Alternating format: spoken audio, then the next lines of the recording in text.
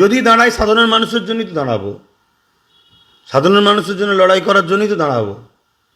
Social মিডিয়ায় viral হচ্ছে আপনার ভিডিও, আপনি নাকি ভোটে দাঁড়াচ্ছেন। সাধারণ মানুষের জন্য কি আগামী দিনে বার্তা দিতে চাইছেন এই সোশ্যাল মিডিয়ার মাধ্যমে? যদি দাঁড়াই সাধারণ মানুষের জন্যই তো দাঁড়াবো, সাধারণ মানুষের জন্য লড়াই করার জন্যই তো দাঁড়াবো। আর দ্বিতীয় নম্বর কথা, দাঁড়ানোটা কোনো পাপ নয় তো, এতে আশ্চর্য হবার কিছুই নাই, দাঁড়াতেই পারি। তবে নওশাদ সিদ্দিকী এই দলের চেয়ারম্যান, তাকে আমি যখন দায়িত্ব দিয়েছি তাকে পূর্ণাঙ্গ স্বাধীনতা দিয়েছি। ও পিছন থেকে টেনে ধরে রাখবো একটাই পোস্ট বাকি সব ল্যাম্প পোস্ট, এমন নয়, তাকে স্বাধীনতা দিয়েছি। এবারে আমার আরও কিছু কাজ আছে, শিক্ষা প্রতিষ্ঠান আমি চালাই। আমার যে পূর্বপুরুষদের যে কাজ, মানুষকে ন্যায় সত্য ইনসাফের রাস্তা, শান্তির রাস্তার যে মেসেজ বহন করা, পৌঁছে দেওয়া, সেই কাজ আমি করি। কথা বুঝে আসছে? এরপরে নওশাদ সিদ্দিকীকে যদি আমি সবসময় কোলে করে নিয়ে ঘুরতাম, যেটা আমার ভাইগো আমার ভাইগো, তাহলেও কিন্তু ছোট হয়েই থাকতো। আজকে ওকে আমি স্বাধীনভাবে ছেড়ে দিয়েছি, একা মতো করে চলছে। ও একা বলতে ওর দলের টিমকে নিয়ে, মানে আমি ওর পিছনে কোনো ধরে রাখিনি। তাতে কি হয়েছে, ও আজকে কিন্তু সমাজ থেকে চিনতে পেরেছে, ও নিজের পায়ে দাঁড়াতে পেরেছে। আর যদি আমি কাঁধে করলে ঘুরতাম, কোলে করলে ঘুরতাম, প্রত্যেকটা মঞ্চে আমার সাথে রাখতাম, তাহলে ও ছোট ছোটই রয়ে যেত। হয়তো অনেকে ভাবছে যে আপনি এতদিন কিছু করেন না। আরে প্রতিদিনই আমি প্রতিবাদ করি, প্রতিদিন আমার প্রোগ্রামগুলো দেখবেন, আমি আমার প্ল্যাটফর্ম থেকে প্রতিবাদ করি, প্রতিদিন কন্টিনিউ অন্যায়ের বিরুদ্ধে কথা বলি। এবং অন্যায়ের বিরুদ্ধে কথা বলা, ন্যায়ের পক্ষে থাকা, এটাও তো একটা রাজনীতি। কথা বুঝেছে? সেটা আমি করে যাচ্ছি। অতএব আগামী দিন মানুষকে এটাই বলবো, দল নয়, 5টা বছর কার ছায়াতলে আপনি থাকবে তাকে দেখুন। আজকে এতদিন যাদের ছায়াতলে ছিলেন তারা আপনাদের সঙ্গে কী ব্যবহার করেছে ভুলে গেলে হবে না। 500,000 টাকায় বিক্রি হয়ে গেলে হবে না, কারণ আগামী দিনটা বড় ভয়ানক আসছে। শিক্ষা, স্বাস্থ্য, কর্মসংস্থান যেমন আমাদের ধ্বংস হয়েছে, এবারে নাগরিকতার অধিকারটা ধ্বংস হতে চলেছে। এখন যদি ভুল পদক্ষেপ হয়ে যায়, তাহলে আপনারা আপনাদের বাচ্চাদের নিয়ে যাবেন কোথায়? আর আপনার একটা শুভেন্দু অধিকারী কথা যেটা বলছেন, শুভেন্দু অধিকারী এগুলো বলে একটা মানুষের, বিশেষ করে হিন্দু সমাজের মানুষের চোখকে ঘোরাতে চাইছে বিজেপির কর্মকাণ্ড। বিজেপি বা রাজ্য সরকারের ফেলোয়ার, এরা শিক্ষা, কর্মসংস্থান যা ওয়াদা করেছিল কিছু করতে পারেনি। এরা দেশকে পুরো ধ্বংসের দিকে চলে গেছে। তো এইগুলো শুধু বলে মানুষের ব্রেন ওয়াশ করছে। তাহলে যদি প্রকৃতভাবে যদি তথ্য দেওয়া হয় যে যারা অবৈধ অনুপ্রবেশকারী, তাহলে শুভেন্দু অধিকারী তো নিজেই স্বীকার করছে তার পরিবার বাংলাদেশ থেকে এসছে, তৎকালীন সময় সেটা পাকিস্তান ছিল, তার মানে পাকিস্তান থেকে এসছে।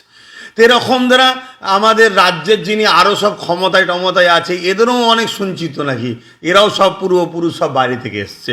তাহলে ওই কি একটা প্রবাদ বাক্য আছে না, কি বলে, উল বাঁচতে বাঁচতে কম্বলি শেষ হয়ে যাবে।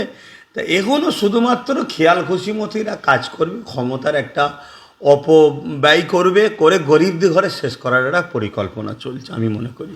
রাজ্যে মুখ্যমন্ত্রী বারংবার বলে যে বিজেপি চলে আসবে, কিন্তু এখন দেখা যাচ্ছে মমতা বন্দ্যোপাধ্যায় কি একেবারে একাধিক বিজেপি নেতাদের সঙ্গে বৈঠক, কি বলবেন?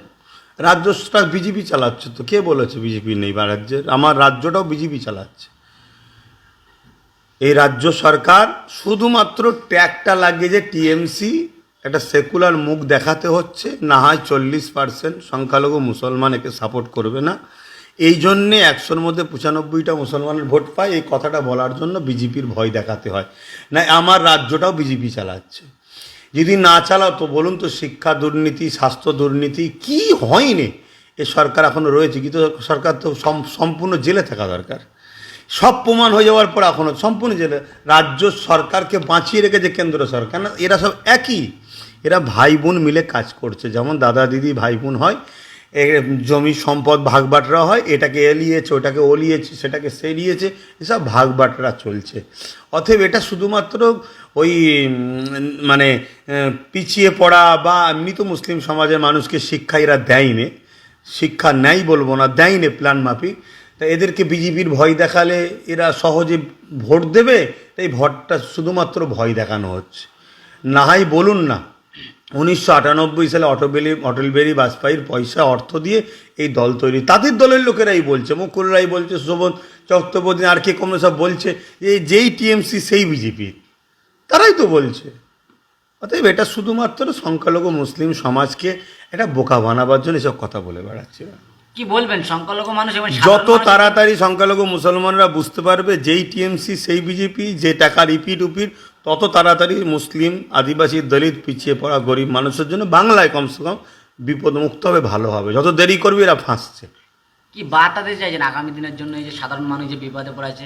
সাধারণ মানুষকে কি বলবো, সাধারণ মানুষকে ডক্টর বাবা সাহেব আম্বেদকর একটা অধিকার দিয়েছিল সংবিধান, এবং সেই সংবিধান তাকে ভোটের অধিকার দিয়ে সেই সংবিধানই আজকে শেষ হয়ে যাচ্ছে। সাধারণ মানুষ আর খেয়ালই নাই, সাধারণ মানুষ এদের মধ্যে একে অপরের মিল নাই। যদিও বা এক হতে চায়, এরা আর্থিক দিক দিয়ে পিছিয়ে পড়া, সামান্য কেস দেখে এরা ভয়ে পালায়। সাধারণ মানুষকে মাথায় রাখতে হবে 200 বছরের গোলামি আজাদ করেছে দেশকে, এমনি এমনি হয়নি, প্রচুর রক্তের বিনিময়, প্রচুর জীবনের বিনিময়। আজকে সেই আমাদের অধিকার, সংবিধানের অধিকার, ভোটার অধিকার আস্তে আস্তে খর্ব হচ্ছে। অতএব আমাদেরকে সব কিছু ত্যাগ করে হলেও সংবিধানকে বাঁচাতে হবে, যাতে যা হয় হবে। সংবিধান বাঁচাতে হবে, সংবিধান বাঁচলে আমরা আমাদের সব